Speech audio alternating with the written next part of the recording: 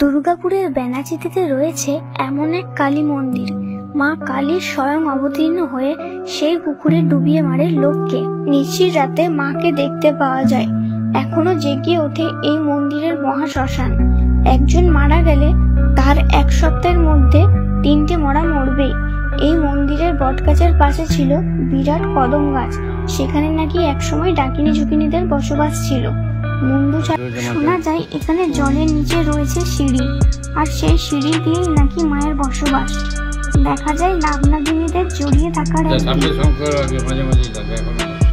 এই মন্দিরে আত্মারও বাস আছে। প্রত্যেক অমাবস্যাতে এই মায়ের পূজা হয়। এক রাতে ঘটে মায়ের লীলা। বেনাচিতির বুকে এমন এক অলৌকিক ঘটনা। আজ পর্যন্ত জীবন্ত মা কালীকে নিয়ে ভিডিও বানিয়েছি, কিন্তু এবার বেনাচিতির বুকে আপনাদের সামনে লুকিয়ে আছে এমন এক অলৌকিক ঘটনা। কি ভাবছেন তো কি এমন ঘটনা আছে? এই ঘটনা যা শুনলে আপনারাও থমকে যাবেন। দুর্গাপুরের বেনাচিতিতে রয়েছে এমনই এক কালী মন্দির, যা এক রোমহর্ষ কাহিনীর জলজ্যান্ত প্রমাণ। শোনা যায় এই মন্দিরের পাশেই রয়েছে এক পুকুর, আর এই পুকুরকে ঘিরে লুকিয়ে আছে অনেক অলৌকিক ঘটনা। লোকমুখে শোনা যায় কেউ যদি অন্যায় অপরাধ করে, মা কালী স্বয়ং অবতীর্ণ হয়ে সেই পুকুরে ডুবিয়ে মারে লোককে।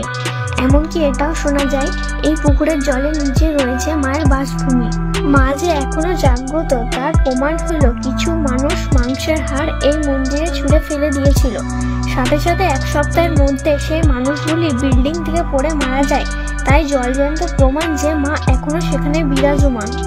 মা যে এখনো আছে তার আরেকটা প্রমাণ হলো এই মন্দিরের পাশে এক ঠেলা বসত। সেই ঠেলাগাড়ির ব্যক্তি নোংরা ঝাঁটা মন্দিরের ভিতরে রেখে দিয়েছিল।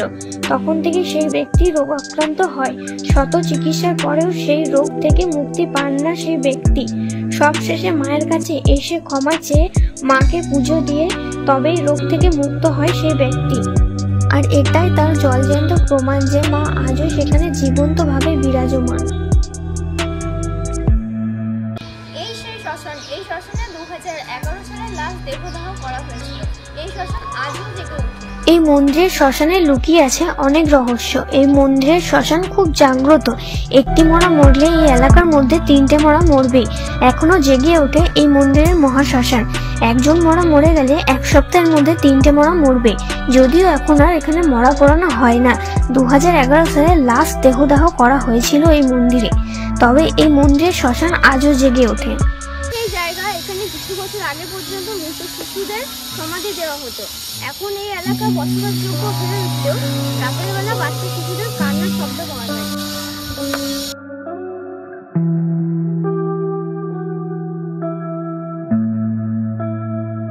মরাদের তো দাহ করা হতো, সেটা তো জানালাম, কিন্তু এখানে শিশুদেরকেও পুঁতে ফেলা হতো। আর এই হলো সেই জায়গা যেখানে শিশুদেরকে পুঁতে ফেলা হতো।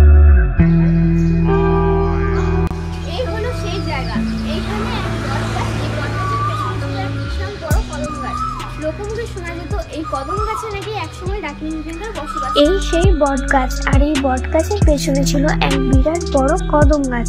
লোকমুখে শোনা যায় এই কদম গাছের ডাকিনী ঝুঁকিনীদের বসবাস ছিল এক সময়।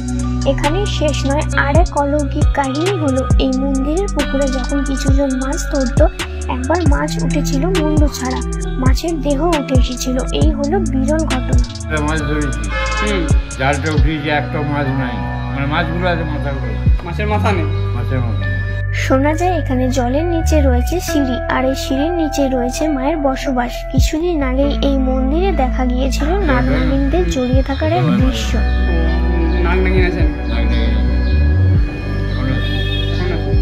এই মন্দিরে নিশির রাতে মাকে দেখতে পাওয়া যায় এবং অনুভব করা যায় যেন কেউ হেঁটে চলে বেড়াচ্ছে এবং গম গম করে তার পায়ের শব্দ। এমনকি এই মন্দিরে আত্মারও বাস আছে, একথাও শোনা যায়। অলৌকিক ঘটনার সাথে সাথে এই পুকুরকে পবিত্র বলেও মনে করেন, কারণ এই পুকুর থেকে ঘট নিয়ে যাওয়া হয় দেবদেবী পূজার জন্য। এমনকি বেনাচিতিতে বেশিরভাগ ঠাকুরই এই পুকুরে বিসর্জন করা হয়। এই মন্দিরে রয়েছে আরো এক দেবদেবীর মূর্তি, যেমন মহাদেব ও মা শীতলা। তাছাড়াও আছে বজরংবলীর এক বিশাল বড় মূর্তি। এই সেই জায়গা যেখানে মায়ের পুজোর বলির কাজ সম্পূর্ণ করা হয়।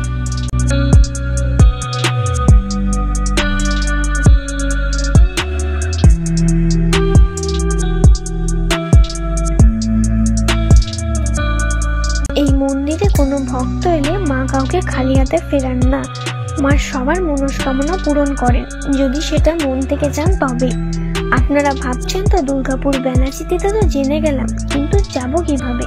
এবার বলি আসবেন কিভাবে। দুর্গাপুর থেকে ব্যানাচিতে দুর্গাপুরের বাস ধরে নেমে পড়ুন কাইজার মোড়ে, আর সেখান থেকে টোটো ধরে পৌঁছে যান মায়ের এই পবিত্র মন্দিরে। যারা এখানে আসে কোনো মনস্কামনা নিয়ে, শোনা যায় সেই মনস্কামনা মা পূরণ করে।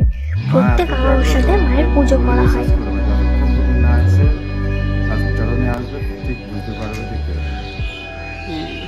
এতে কোনো বামন লাগে না, পুজো লাগে না, কিছু লাগে না। তুমি এসে মাকে স্মরণ করবে, যেটা বলবে তুমি সেটাই পাবে। তুমি মায়ের কাছে এসে যেটা চাইবে তুমি সেটাই পাবে। এতটুকু আমি কম করে 40 বছর ধরে আমি এখানে রয়েছি, আমি এতটুকু জানি। মা তো সবসময় ওয়ান করেই আসে। মাকে মনের মধ্যে নিতে ভালো ন্যায্য হলে মা দেবে, আর তুমি উল্টো পাল্টা চাইলে তাহলে তো দেবে না।